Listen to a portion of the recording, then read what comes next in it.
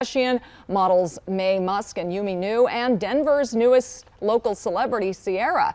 She tweeted it was a dream come true to be on the cover. Ciara and her Broncos quarterback husband, Russell Wilson, are also about to open a clothing store in Denver this summer.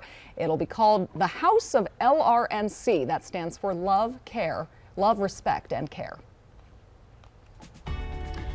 Right now on Denver 7 News at 8 o'clock on Local 3, false accusations of child abuse have the partner of Aurora's former police chief now facing charges. You know, as a mother, getting a call like that is probably your worst nightmare. New details about the Buffalo shooter's plans after his rampage at the store. A survivor of the Boulder shooting weighs in on the healing process ahead. My first thought was all of the similarities, that it was in a grocery store, the number alone of people killed. And a local expert in targeted violence weighs in on what needs to be done to prevent future attacks. Also, hockey fans, it is time to get loud once again. After 8 days off, the quest for the Stanley Cup returns to Ball Arena.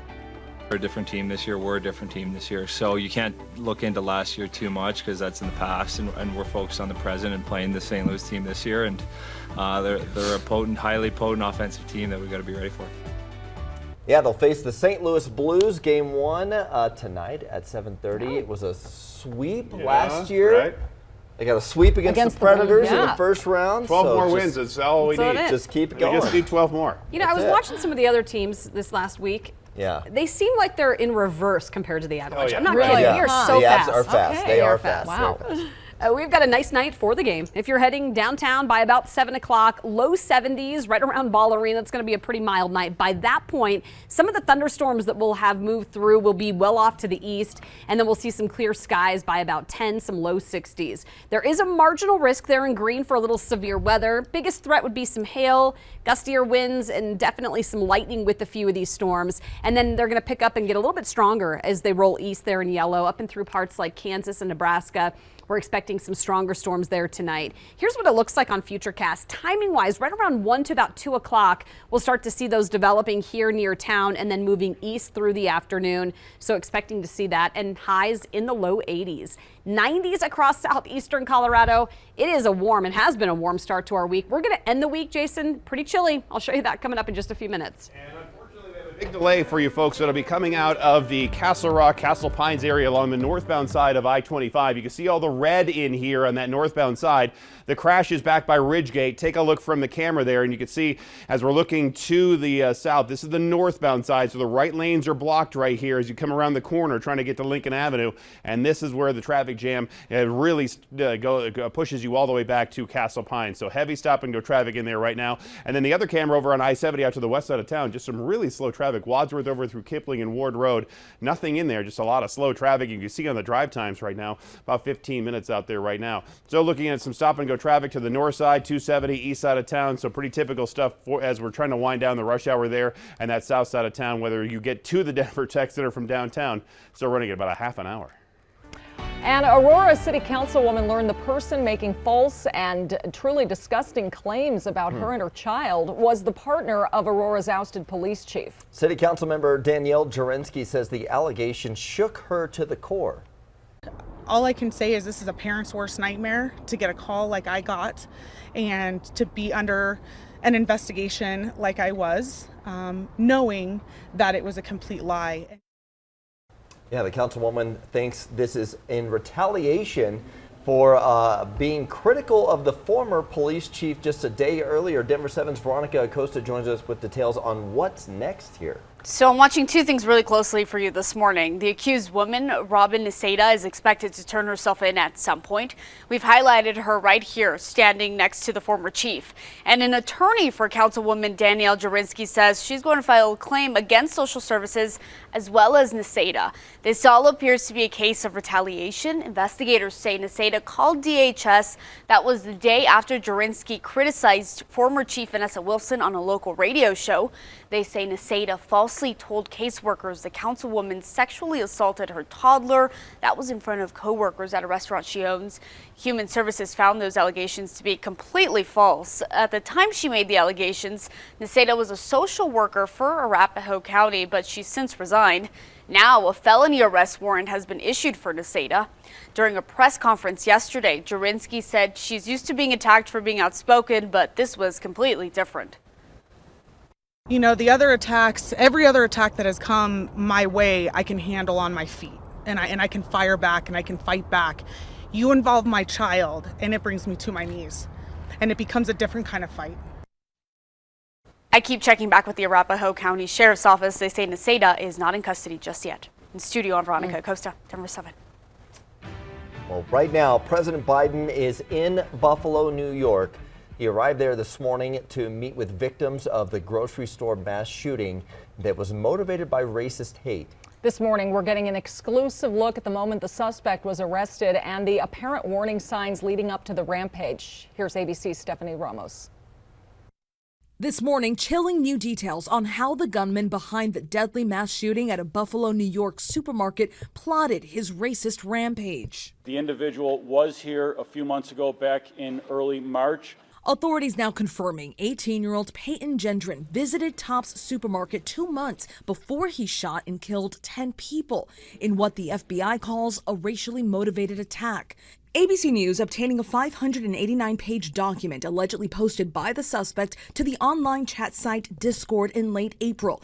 Authorities say it appears to show how the gunman carefully planned out the massacre, visiting the supermarket on March 8th, where he was questioned by a security guard. The document also included sketches of the supermarket, outlining different aisles he could navigate quickly. The shooter allegedly describing the store as his first location, listing other possible locations to attack nearby. Police say the shooter visited the store again the day before his deadly assault to conduct reconnaissance, then came back Saturday and opened fire. There's a lot of people dead in here. This exclusive video capturing the shock and terror in the shooting's aftermath as the gunman was arrested. Oh my God, he shot so many people in there. Julie Harwell, seen here falling to the ground, inconsolable. Her partner and 8-year-old daughter were inside. Overnight, her boyfriend telling ABC News he and their daughter London had separated from Julie because they wanted to buy ingredients for a surprise birthday cake. I took my daughter so she can pick out what cake that we were going to bake for her mother's birthday, try to surprise her. And then what did you hear? Well, first you hear the gunshot. I see all the people running, so I just grabbed my daughter, ran in the back. Lamont and London hiding in a cooler as they recounted to our affiliate WKBW. I was scared for my mom. I didn't know where she was. I thought she was gone. They were separated for 20 minutes, which felt like an eternity. That was the longest wait I've ever had in my life. While they made it out alive, the gunman killing 10 people. Celestine Cheney, Roberta Drury, Andre McNeil, Catherine Massey, Margus Morrison, Hayward Patterson, Aaron Salter Jr., Geraldine Talley, Ruth Whitfield, and Pearl Young. Hayward Patterson had just been at his church's soup kitchen before he left for the supermarket. He loved the community just as much as he loved the church. And so you would see him anywhere he was encouraging people, to be the best that they can be. Now, a demand for answers. Authorities revealing the shooter was investigated last spring after writing a paper shortly before graduation that referenced committing murder-suicide. The school calling state police, but no charges were filed. The individual was brought in for a mental health evaluation. He was evaluated and then he was released. Overnight, the suspect's friend Matthew Casado telling ABC News that the gunman dropped off ammo boxes at his house the day before the shooting, allegedly showing up unannounced. The friend's family calling authorities so they could pick that up. This is just one piece of evidence investigators are looking into. Stephanie Ramos, ABC News, Buffalo, New York. So obviously what happened in Buffalo brings back tragic memories for us from last year's Boulder King Super shooting. 10 Coloradans died when a gunman opened fire at the Table Mesa location. Denver 7's Christian Lopez joins us live this morning because we are hearing from a survivor of that shooting about her hopes for those grieving now in New York.